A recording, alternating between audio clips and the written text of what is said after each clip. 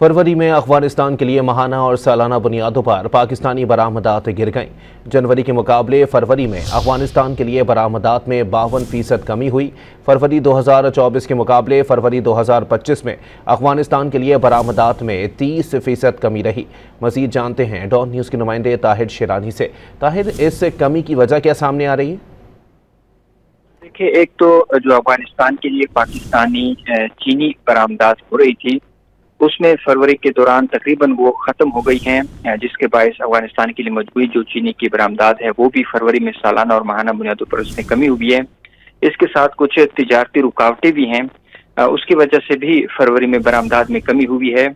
ज़राए के मुताबिक पाकिस्तानी बरामदात में फरवरी में माहाना बुनियादों पर 52% और सालाना बुनियादों पर 30% कमी हुई है, जिसके बाद पाकिस्तान की गुज़श्ता माह अफगानिस्तान के लिए रवां साल की बरामदात सबसे कम रही हैं। गुज़श्ता माह अफगानिस्तान के लिए बरामदात का हजम 7 करोड़ 30 लाख डॉलर रहा, जो कि जनवरी 2025 में 15 करोड़ 20 लाख डॉलर और फरवरी 2024 में 10 करोड़ 40 लाख डॉलर था।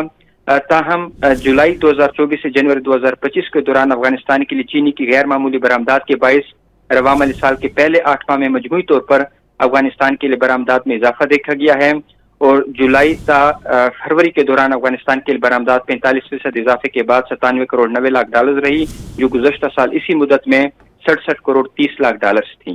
जी, बहुत शुक्रिया ताहिर।